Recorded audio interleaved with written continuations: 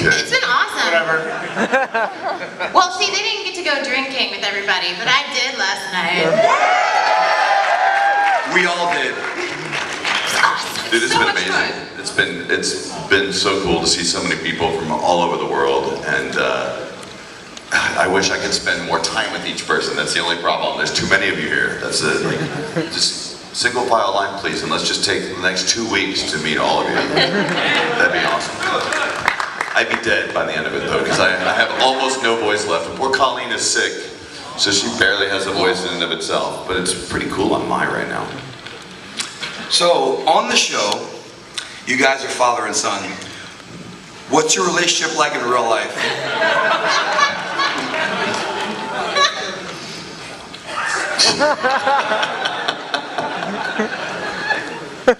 Basically the same. Basically the same relationship. Slightly antagonistic. See? Take a picture. It's the last look you'll ever get. Whoa. Thanks, honey. No, Eric and I have known each other a billion years. Isn't that right, Eric? 1 billion years. Yeah. The way he said that. It's going on 20. Yeah. Yeah, he's one of the oldest friends he's one of the oldest friends I have. By that I mean I'm pretty old, is what he's trying to suggest. He's older than me. Yeah. I'm not older than Sean. You're not? No. No, he's older than all of us. Yeah, he's very old. Yeah, that's terrible. Getting old is a bad thing. Don't do it. I mean, we have choices, right? No, maybe not. I can say that this weekend, a whole bunch of people have come up to me and asked me why you and I hate each other so much, which has been a lot of fun. Because they're like, why you and Chris like hate each other so much? I'm like, if you talk to him, he's mean. How many of you guys have ever seen videos of me feeding Eric random foods? Well, you guys are surprised tonight. I'm joking. But if someone has any food, I will. Dude, I was so ready to put something in my mouth. I wanted it to be pie or cobbler, like just, oh, that would be awesome. I have lemon pie at home. That is useless information right now. That was an invitation. Oh, now I'm thinking, what kind of an Lemon. Yeah, Monica's closer. Lemon. Yeah, I am. Hey, lemon pie. I thought you said nubbin pie. I was like, nubbin pie. That sounded dirty, the way you said that. Hey, lemon pie. See, what happens at the end of conventions is that we all just have only a tiny bit of our brain matter left, and we just like kind of short circuit. So sorry, guys. We've also, the four of us in particular, have known each other for a very long time, and we're all pretty close. So this could get ridiculous. We're all very serious people too. We only answer seriously. We have to struggle on That's panels true. to make it not just one giant inside joke. Like we have to let you in on purpose.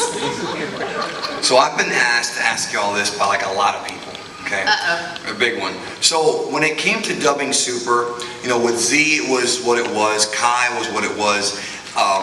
You know, everybody talks about how, you know, Z was fun at that time, nostalgia trip for people nowadays. Kai was like more of a trip, like more accurate script. With Super, I noticed there's a lot of meta jokes, a lot of extra stuff, which I enjoy that stuff.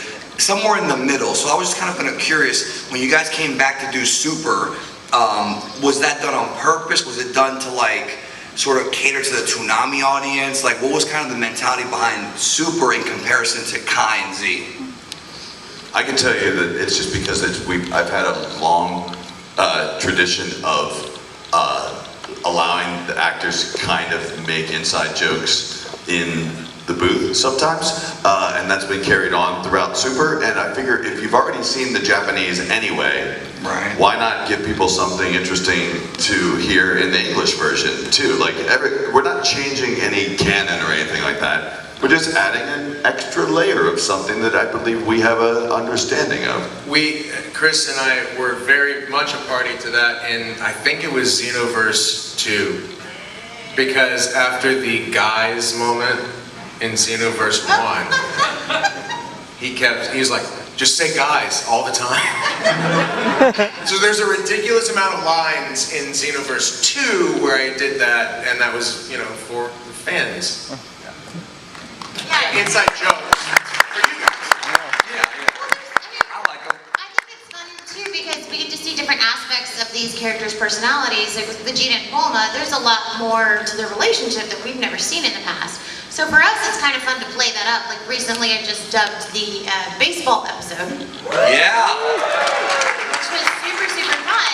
But as I was talking to the director, Raleigh, I was like, okay, we have to get 2 takes. And he's like, okay. And I'm like, I want to do one that's like super extra flirty with Yamcha. Like, I want to piss Vegeta off. And then one that's like a little regular just in case. But I really hope he goes with the extra flirty ones. Maybe. One of Monica's best lines was actually she wrote on her own I think it was a battle, was it Resurrection F or Battle of Gods? Was it Battle of Gods?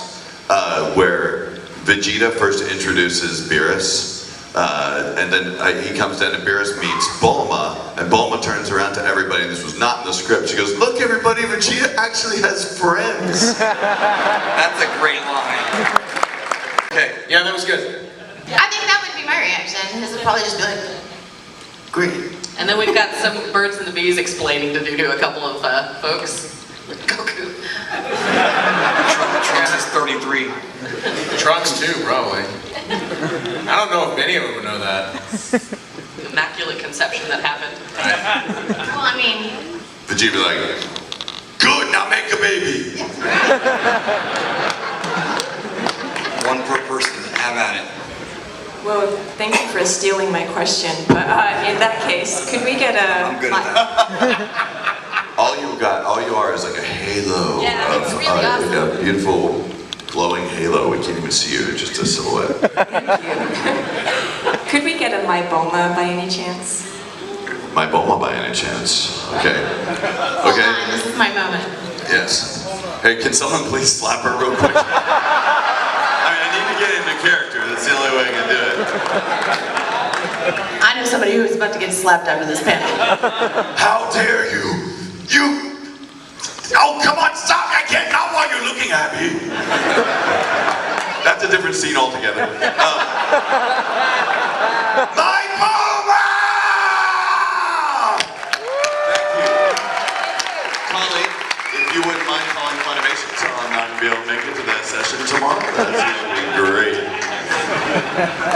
That was literally, I think that was the last bit of it. That was the last bit of flash. Oh no, it's Yeah, on. that's it. That's it. It was all for you. Yeah, I heard it happen. As they dim the lights, we can see the next person. Dude, Liars. nothing. They are explaining to Kid Trunks. They might literally be explaining the birds and the bees to a couple of people in this room, so, I mean... She just buried y'all. How do we do this without actually explaining the birds and the bees to children? Hi, Trunks. Your mother and I have something we need to talk to you about. I got you a book. Read it. I'm out of here. Bye. Have fun with your mom. I'll be at the park. So I have to follow up to that.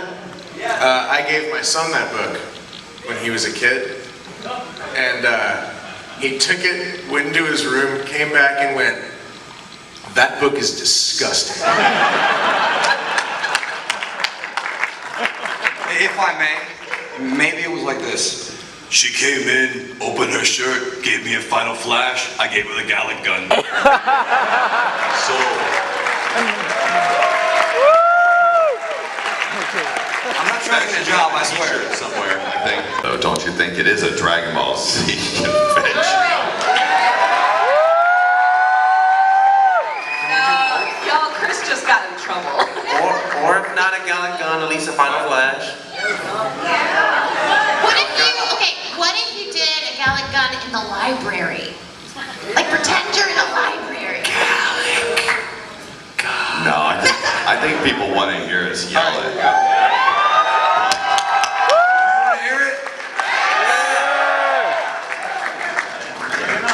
Eric thinks I'm playing that game where you. I know what Chris is gonna do, so Gallic Gun! You're welcome.